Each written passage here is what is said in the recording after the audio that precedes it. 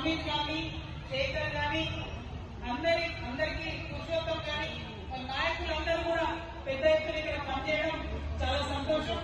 ప్రభుత్వం కానీ సిస్టమ్ కానీ ఈ రోజు ఆలోచన చేస్తుంది, భయపడుతుందంటే అంబర్పేటలో ఉన్న ఈ యువశక్తి సోదరుడు ప్రవీణ్ గాని, అభిలాష్ గాని, అమిత్ గారి వారి ఆధ్వర్యంలో జరుగుతున్న కార్యక్రమాలను చెప్పి నేను మనస్ఫూర్తిగా భావిస్తున్నాను. ఈ రోజు జెండా కార్యక్రమం కూడా చాలా అద్భుతంగా చేసినటువంటి తమ్ముళ్ళందరికీ కూడా ధన్యవాదాలు. మరి ఇక్కడికి వచ్చినటువంటి అక్క చెల్లెలందరికీ నేను ఒకటే మాట చెప్పాలనుకుంటున్నాను. ప్రత్యేకించి ఇప్పుడు ఉన్నటువంటి ప్రభుత్వాలు ఏవి కూడా మనకెవరికి ఉచితంగా విద్య కానీ వైద్యం కానీ ఇవ్వాలన్న ఆలోచన లేదు.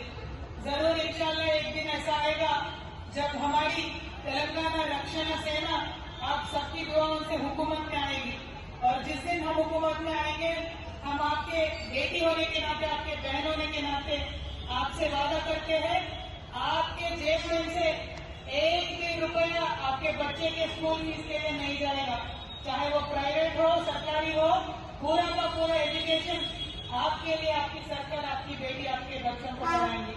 और सेम थिंग हेल्थ में भी, हॉस्पिटल में भी, प्राइवेट हॉस्पिटल में भी जाना है, जितनी भी बड़ी बीमारी होगी जरूर आपकी सरकार आपके लिए मैं खड़े होके फ्री में मुफ्त में इलाज करवाऊंगी। ఇవాళ 2 రోజులు ప్రధాన అంశాలు పేదవారికి ఇబ్బంది అయ్యే అంశాలు, పిల్లల్ని స్కూళ్ళలో చదివించుకోవాలంటే ఫీజులు కట్టలేక తెచ్చుకోవాలన్న పరిస్థితి, ఏమన్నా ఇబ్బంది అయి హాస్పిటల్లో పడితే వైద్యం చేయించుకోవడానికి లక్షలు కట్టలేని పరిస్థితి. మరి చాలా ప్రభుత్వాలు వచ్చినాయి, చాలా మాటలు చెప్తున్నాయి, కానీ విద్యా వైద్యం మాత్రం ఎవరు ఉచితంగా ఇవ్వట్లేదు. నేను ఒక ఆడబిడ్డగా మీ ఇబ్బంది తెలిసినటువంటి బిడ్డగా మాట ఇస్తా ఉన్నా, ఖచ్చితంగా ఫ్యూచర్ లో మీ దయ ఉంటే తెలంగాణ రక్షణ సేన అధికారంలోకి వస్తుంది.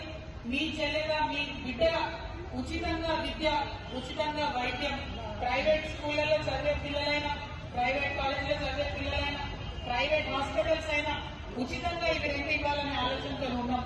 మరి అలా హైదరాబాద్ లో జిహెచ్ఎంసీగా అనేక సమస్యలు ఉన్నాయి. రోడ్లు కావచ్చు, నీళ్లు కావచ్చు, గల్లీలలో మంచిగా వసతులు లేకపోవడం కావచ్చు, అన్నిటికన్నా ఎక్కువ పేదవాళ్ళకి ఇల్లు లేకపోవడం కావచ్చు. అందరూ వచ్చిన వాళ్ళు చెప్తున్నారు ఇల్లు ఇస్తామని, కానీ ఇల్లు మాత్రం వచ్చింది కనబడతలేదు. ఎవరికి వచ్చినాయంటే ఎమ్మెల్యే ఎన్నికలు తిరిగేటోళ్లకు ఒకటి కాదు 2 ఇల్లు వస్తాయి, అంతేగాని మామూలుగా సాదాసీదా ఉన్న పేద ప్రజలకు మాత్రం ఇంట్లో వచ్చే పరిస్థితి లేదు. ఇంట్లో విషయంలో కూడా మీకు తెలుసు, ఒక ఆడబిడ్డగా నాకెంత బాధ ఉంటుందో, ఆడవాళ్లకు సొంత ఇంట్లో లేకపోతే ఎంత రంది ఉంటుందో నాకు తెలుసు. నెల కిరాయి కట్టేటప్పుడల్లా గుంగుతుంటాం మనం, ఇదే మన సొంత ఇంటికి కట్టుకుంటే ఎంత బాగుంటుందని. అవునా కదా? ఆ బాధ తీరాలంటే ఖచ్చితంగా మీ ఆడబిడ్డగా నాకు అవకాశం ఇవ్వండి అని కూడా మిమ్మల్ని కోరుతున్నా. ఇవాళ ఇక్కడ ఈ జెండా ఎగిరిందంటే ఉట్టిగా ఎగిరలే, మన ఆడవాళ్ళ ఆత్మగౌరవం కోసం ఎగిరినటువంటి జెండా ఈ జెండా. ఆడవాళ్లను అనగలుగుతా ఉంటే అట్లా కాదు, మేము కూడా రాజకీయం చేయగలుగుతాం, మేము కూడా ప్రజల కోసం పనిచేయాలనుకుంటున్నామని ఆత్మగౌరవ పతాకగా ఎగురుతున్న జెండా ఈ జెండా. మన సెంటిమెంట్ కలర్ పసుపు జెండా కాబట్టి ఈ పసుపు జెండాకు ఆడబిడ్డల ఆశీర్వాదం ఉండాలని కూడా మనస్ఫూర్తిగా నేను కోరుతున్నా.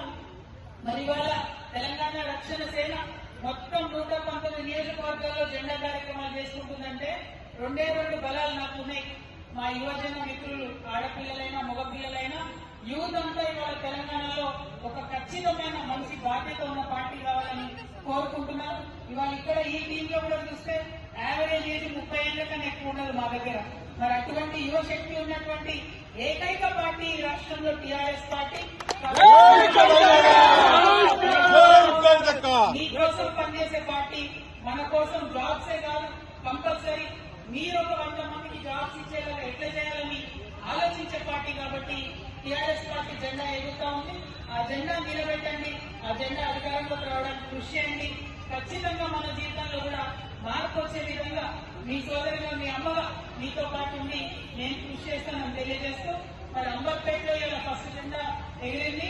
ఖచ్చితంగా రానున్న రోజుల్లో జిహెచ్ఎంసీలో, అంబర్పేటలో అన్ని డివిజన్స్ లో పోటీ చేస్తాం. ఫ్యూచర్ లో అంబర్పేట ఎమ్మెల్యే కూడా టీఆర్ఎస్ పార్టీ గెలుస్తుందనేటటువంటి సంపూర్ణ విశ్వాసాన్ని ప్రకటిస్తూ ఇక్కడ ఉన్నటువంటి వారందరికీ కూడా మళ్ళొకసారి హృదయపూర్వకంగా నమస్కారాలు. Thank you. ఇంత మంచి సమయం ఇచ్చింది, ఇంత ప్రశాంతంగా నేను చెప్పేటువంటి మాటలు ఇచ్చినందుకు మా అక్క చెల్లెలకు, అన్నదమ్ములకు అందరికీ కూడా ధన్యవాదాలు. జై తెలంగాణ.